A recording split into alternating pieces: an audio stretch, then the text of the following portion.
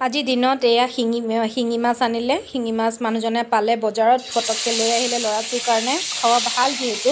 আগতে আমাৰ মা দেউতাহঁতে খুব খুৱাইছিলে এনেকৈ একদম তিনিমিহৰ শাক দি পেলাই বনাই খুৱাইছিলে। ভেদাইলতা, নৰসিংহ, তাৰপিছত মানিমুনি এনেকৈ। মই মানিমুনি নাপালোঁ আৰু সেয়েহে এয়া কেৰাহীত তেল দিলোঁ অকণমান, দি এয়া পিঁয়াজ, আদা, নহৰু, জালুক অকণমান, যিহেতু ল'ৰাটোৱে খাব একেবাৰে কম জালুক দিছোঁ।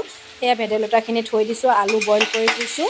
আলুটো দিলেহে অকণমান মানে গ্ৰেভিটো হয় আৰু সেইটো কাৰণে এনেকৈ আলুখিনি ৰেডি কৰি ৰাখিছোঁ।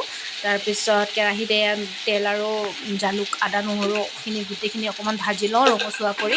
হালধি গুড়া দিছোঁ, নিমখ সোৱাদ অনুযায়ী দিলেই হ'ল। আচলতে সকলোৱে জানে, মই বনোৱা দেখাবলৈ যোৱা নাই, কিন্তু মানে ভাল লাগে। এইবিলাক বস্তু আচলতে ল'ৰা ছোৱালীকো খুৱাব লাগে আৰু আমাৰ নিজৰ কাৰণেও খুব ভাল, নিজৰ পেটৰ কাৰণে। তিতাকেৰেলা এয়া কাটি থৈ দিছোঁ, তিতাকেৰেলা অকণমান ভাজিম, নহ'লে মোৰ চব্জিবিলাক এনেকৈয়ে থাকি যায়, শুকাই যায় সেইকাৰণে। তাৰপিছত এই বিলাহী এটা কাটি দিলোঁ।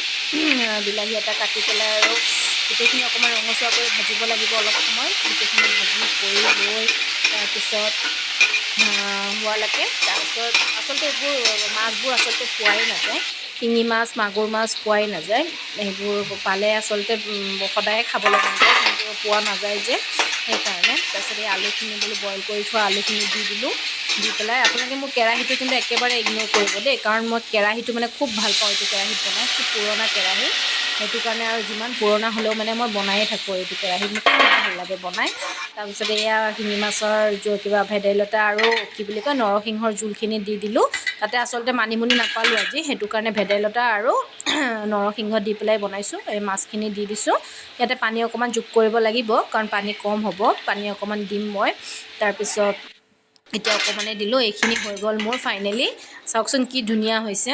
আজি ভাতখিনি খাই খুব ভাল লাগিব কিন্তু দেই, দুপৰীয়া ভাতখিনি খাই আজি খুবেই ভাল লাগিব। ল'ৰাটোকো খুৱাম, নিজেও খাম। আজিলৈ আহিছোঁ দেই।